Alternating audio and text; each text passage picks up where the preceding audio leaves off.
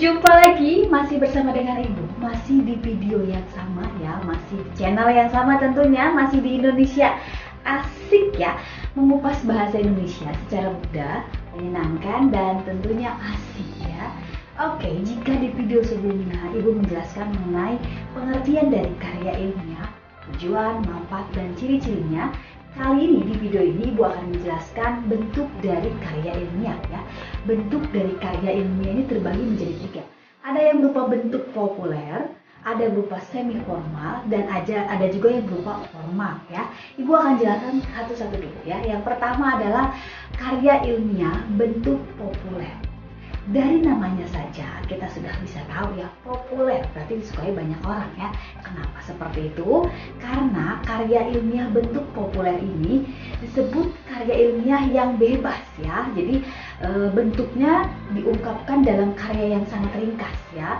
Ragamnya pun bersifat santai ya, maka disebut populer. Tapi bukan berarti menggunakan bahasa yang seenaknya ya, seperti novel atau cerpen ya, tapi masih menggunakan kaidah bahasa yang baku, hanya saja lebih ringkas atau lebih santai cara penyajiannya ya. Oke, karya ilmiah populer ini umumnya dijumpai pada media massa ya, seperti koran dan majalah. Istilah populer digunakan untuk menyatakan topik yang akrab ya, yang menyenangkan bagi populer atau rakyat, atau yang disukai oleh sebagian besar orang karena gayanya yang menarik dan bahasanya mudah dipahami ya. Oke, karya ilmiah bentuk populer ini ya, salah satunya adalah artikel ya.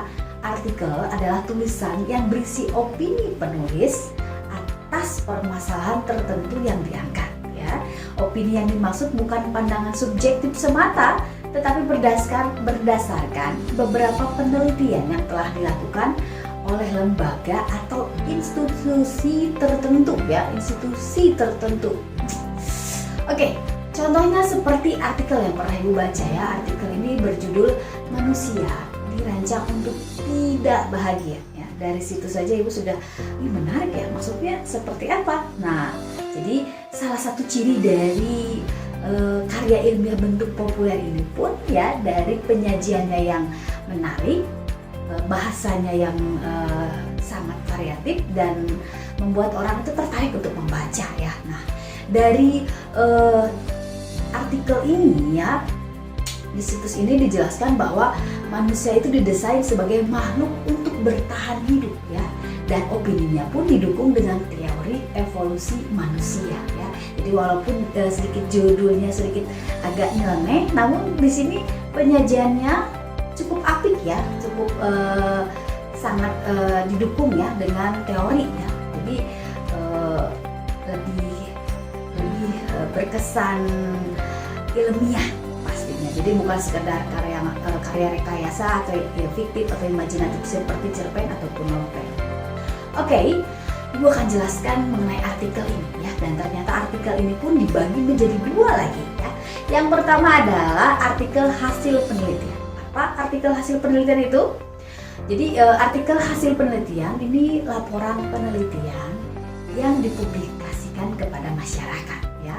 Isi artikel hasil penelitian merupakan rangkuman dari laporan penelitian ya. Jadi rangkuman dari laporan penelitian yang dipublikasikan kepada masyarakat ya.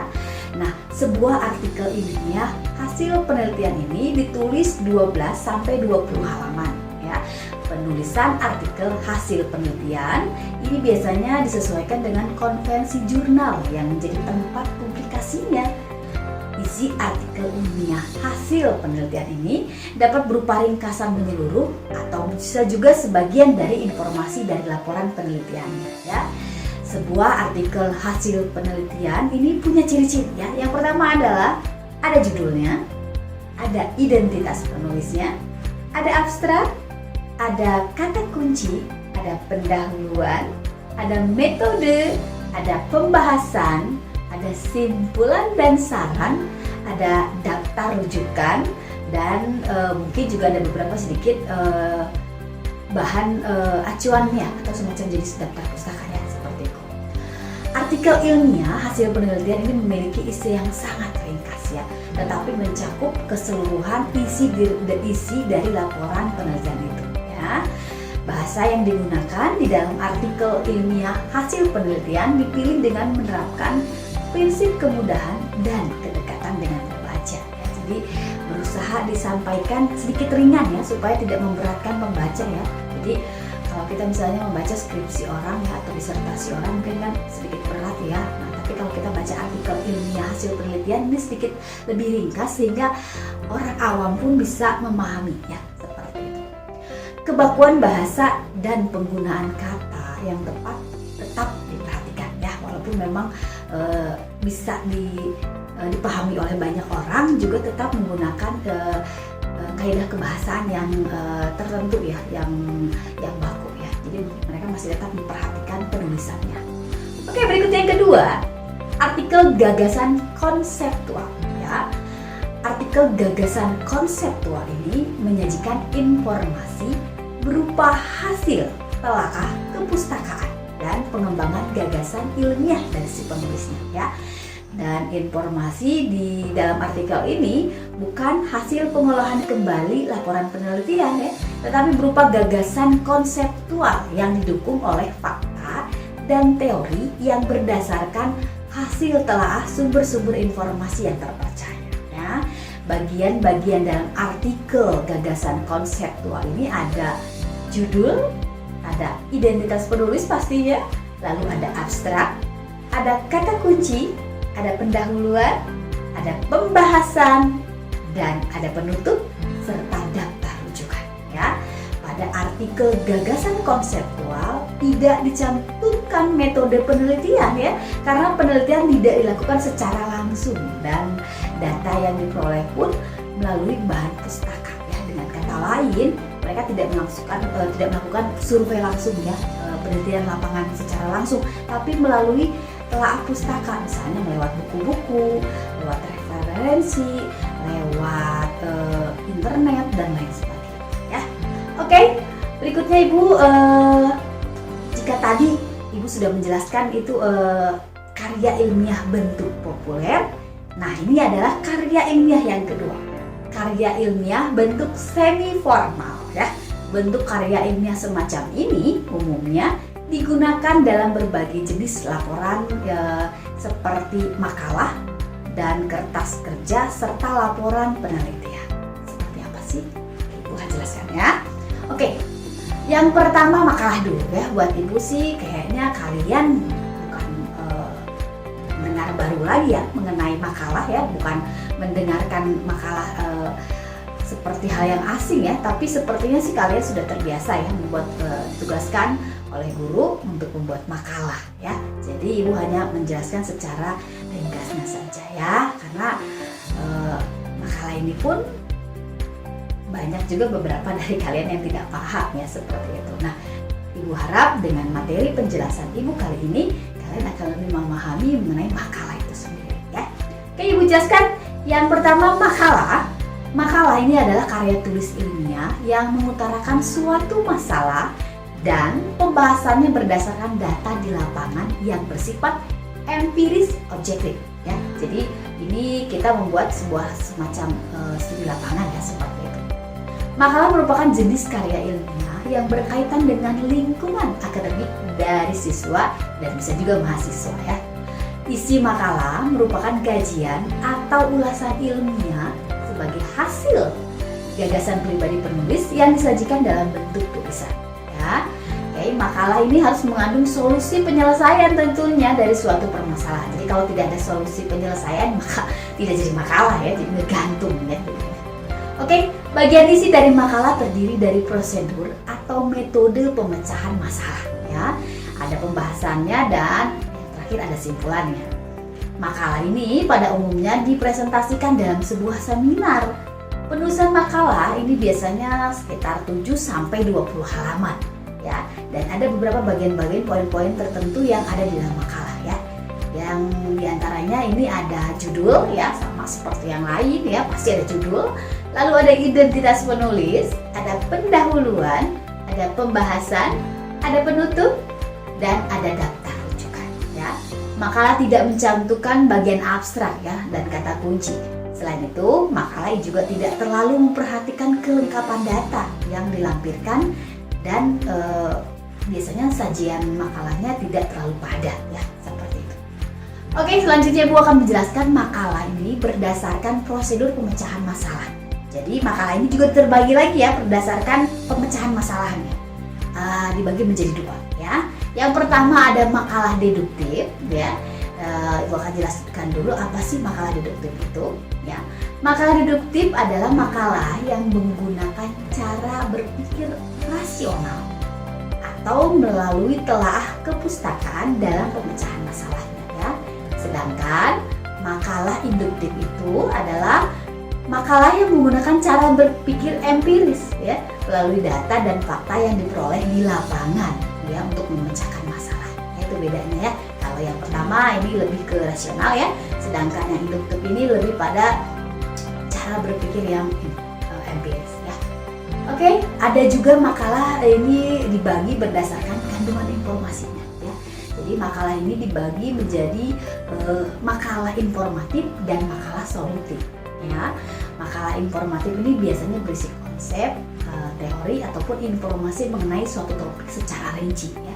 Sedangkan makalah solutif ini berisi ulasan permasalahan beserta solusi dari si penulisnya ya. Jadi kalian bisa jelas ya bahwa makalah ini terbagi-bagi juga ya. Jadi ada yang makalah yang terbagi dalam bentuk berdasarkan pemecahan masalahnya ya. Ada yang makalah deduktif, lalu ada makalah induktif, lalu berikutnya adalah berisi kandungan informasinya ya. Makalah yang dibagi berdasarkan kandungan informasinya. Ada yang makalah informatif dan solutif ya. Jadi kalau informatif ini berisi ulasan permasalahannya ya. Oke, kita langsung saja pada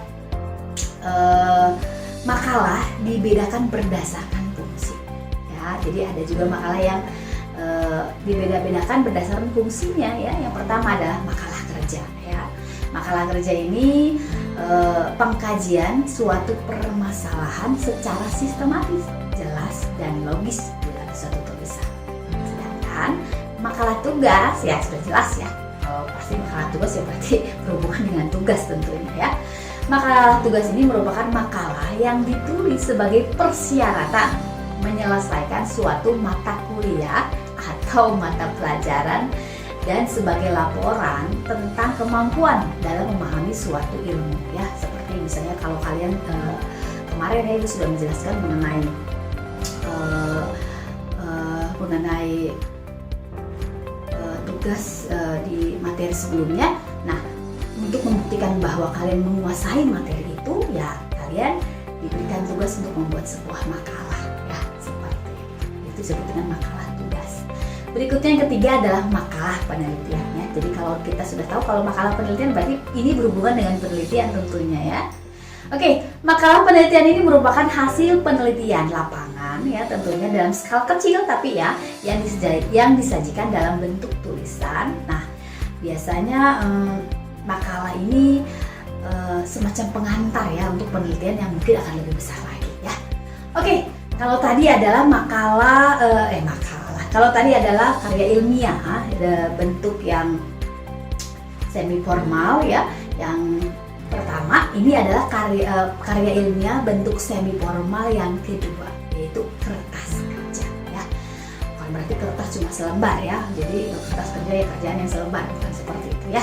Ibu akan jelaskan lebih detail. Tolong simak baik-baik ya, jangan tidur, jangan melamun ya, langsung disimak saja baik-baik dan kalau perlu dicatat-catat ya supaya lebih jelas.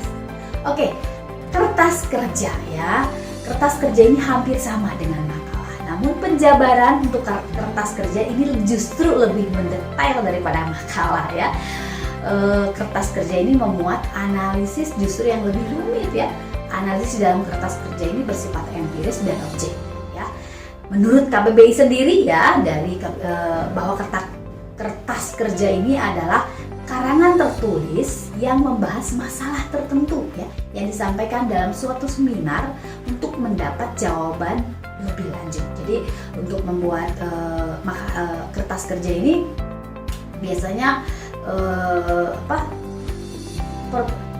pembahasan masalahnya itu yang terjadi dalam seminar ya. Ulang lagi ya, menurut KBPI kertas kerja adalah karangan tertulis yang membahas masalah tertentu yang disampaikan dalam suatu seminar untuk mendapat jawaban lebih lanjut ya. Dan yang berikutnya ya, karya ilmiah bentuk semi formal yang ketiga. Kalau yang tadi pertama makalah, yang kedua kertas kerja, nah yang ketiga ini adalah laporan penelitian ya. Laporan penelitian merupakan karya ilmiah yang ditulis sebagai hasil dari suatu penelitian ilmiah tentunya. Penulisan laporan penelitian ini punya tujuan tertentu ya, dan penelitian ini dilakukan didasarkan pada prosedur ilmiah. Penyusunan laporan penelitian dilakukan secara sistematis dan ilmiah serta sesuai dengan konvensi yang berlaku. Contoh laporan penelitian ini misalnya laporan penelitian tindakan kelas oleh guru, lalu laporan penelitian oleh siswa ataupun oleh mahasiswa. Ada juga laporan program kreativitas mahasiswa. Ada juga laporan karya ilmiah sebagai persyaratan beasiswa. Jadi misalnya kalau kalian ingin mengajukan sebuah beasiswa, biasanya ya tempat di mana bernaung beasiswa itu biasanya mereka akan membuat semacam prasyarat ya. Syaratnya untuk bisa dapat beasiswa itu harus membuat sebuah laporan penelitian ya. Jadi bisa dipastikan bahwa pemanfaatan beasiswa itu tepat sasaran. Oke. Laporan penelitian ini biasanya ditulis dengan sistematis dan berurutan ya. Bagian dalam laporan penelitian ini ada sampul ya, bisa di covernya seperti itu ya. Lalu ada halaman pengesahan, ada kata pengantar, ada daftar isi, ada pendahuluan, ada kajian pustaka, ada metode penelitian, ada hasil penelitian, lalu ada pembahasan dan ada penutup. Lalu berikutnya ada daftar rujukan dan lampiran. Ya, hampir seperti skripsi ya jadinya ya. Ya karena memang ini lebih ke arah lebih serius lagi ya seperti itu. Tapi dia tidak seperti skripsi ya, karena ini bentuknya semi formal ya. Nah, itu adalah penjelasan mengenai karya ilmiah bentuk semi formal ya. Nah, berikutnya yang terakhir adalah karya ilmiah bentuk yang terakhir ini adalah karya ilmiah bentuk formal. Ya, ulang lagi, kalau yang pertama populer, yang kedua semi formal, yang ketiga ini adalah bentuk formal ya. Nah, kalau bentuk formal ini akan Anda pahami jika kalian bisa mendengar dengan baik ya tentunya. Oke, bentuk formal ini disusun dengan memenuhi unsur-unsur kelengkapan akademis ya, secara lengkap ya. Contohnya yang pertama, skripsi ya. Sudah tidak asing lagi ya bahwa skripsi itu apa. Bagi kalian yang ingin melanjutkan kuliah ya, mungkin mudah-mudahan ini selesai ya. Jadi kalian bisa mengenal atau mengetahui apa itu skripsi ya. Oke, menjelaskan dulu skripsi ya. Skripsi adalah karya tulis ilmiah yang ditulis menurut pendapat orang lain dan diri sendiri ya. Data diperoleh melalui observasi lapangan ataupun percobaan laboratorium ya. Maksudnya seperti ini, pendapat orang lain dan pendapat sendiri. Maksudnya bahwa skripsi ini bisa jadi adalah penelitian yang sebelumnya yang dikembangkan oleh kalian ya, seperti itu. Jadi bisa jadi ini adalah informasi orang lain lalu kalian kembangkan jadi pendapat dari orang lain dan pendapat dari diri kalian ya. Skripsi merupakan karya ilmiah yang menjadi tugas akhir bagi mahasiswa ya, dan pada jenjang S1 ya. Penulisan skripsi bertujuan sebagai syarat kelulusan mahasiswa dan syarat memperoleh gelar sarjana di perguruan tinggi ya. Seperti gue bilang tadi, kalau kalian kuliah nanti ya, kalian untuk membuktikan bahwa kalian selesai di S1 ini ya, kalian harus membuat sebuah skripsi ya. Skripsi juga merupakan bukti kemampuan akademik yang dimiliki seorang mahasiswa ya, dengan melakukan penelitian mengenai masalah yang ada di dunia nyata sesuai dengan bidang studi yang ditekuninya. Jadi misalnya kalau kalian ini kuliahnya akuntansi, maka kalian membuat skripsi yang berhubungan dengan akuntansi ya. Jangan kalian kuliahnya akuntansi, kalian buat skripsinya tentang misalnya tentang berhubungan dengan biologi atau berhubungan dengan fisika dan lain sebagainya, kan nggak nyambung ya. Jadi biasanya skripsi ini diselesaikan yang berhubungan dengan studinya. Oke. Penulisan skripsi didasarkan pada penelitian yang dilakukan sendiri oleh mahasiswa ya. Kualitas skripsi menentukan sejauh mana kemampuan mahasiswa dalam merancang, melaksanakan, dan melaporkan hasil penelitian. Ya. Oke, yang berikutnya yang kedua. Oke, kalau yang pertama tadi ada skripsi, yang kedua tentunya kalian tahu ya, itu adalah tesis ya. Tesis adalah karya tulis ilmiah yang bersifat lebih mendalam ya dibandingkan skripsi ya. Karya tulis ini memperbincangkan pengujian terhadap satu atau lebih hipotesis dan ditulis oleh mahasiswa pasca sarjana untuk melengkapi syarat ya guna memperoleh gelar magister atau S2 ya. Jika tadi S1 sekarang S2. Tesis disusun oleh mahasiswa secara individual ya berdasarkan hasil penelitian secara empiris ya. Tesis digunakan sebagai bahan kajian akademis yang membahas percobaan untuk mengungkapkan dan menyelesaikan persoalan ilmiah tertentu secara analisis kritis ya. Jadi ini kalau tesis ini setelah kuliah S1 ya langsung lanjut di S2 ya. Nah, yang berikutnya yang ketiga ya sudah pasti jelas tahu ya, disertasi ya. Disertasi ini karya ilmiah yang dibuat oleh mahasiswa jenjang pendidikan lebih tinggi ya, atau kita kenal dengan istilah tingkat doktor ya. Kandungan isi dalam disertasi ini lebih rumit ya dibandingkan tesis ya. Disertasi berbentuk pemaparan dari diskusi yang sifatnya akademis ya. Nah, jadi karya ilmiah bentuk formal ini disusun dengan memenuhi unsur-unsur kelengkapan akademis secara lengkap ya. Jadi kalau sudah tahu ya, skripsi, tesis, disertasi ini karya ilmiahnya bentuk formal karena disusun dengan kelengkapan akademis secara lengkap ya. Unsur-unsur karya ilmiah dalam bentuk formal ini ya, jadi kalau tadi dalam bentuk populer tidak ada unsur yang sangat detail ya seperti penelitian, tapi kalau di karya ilmiah semi formal ini ada beberapa yang hampir mirip dengan formal. Nah, kalau yang di formal ini ya strukturnya atau bentuknya ini yang pertama ada di halaman judul, lalu kedua ini ada lembar pengesahan ya. Ini biasanya lembar pengesahan ini dibuat dibuat yang ada tim pembimbingnya seperti itu ya. Lalu berikutnya ada kata pengantar, ada abstrak, ada daftar isi ya, ada pendahuluan ya di bab pendahuluan, ada di bab telah kepustakaan atau kerangka teoris atau kita kenal dengan istilah bab 2 itu landasan teori ya. Lalu ada bab metode penelitian, bab pembahasan hasil penelitian, bab simpulan dan rekomendasi, daftar pustaka, lampiran-lampiran, dan yang terakhir adalah daftar riwayat hidup ya.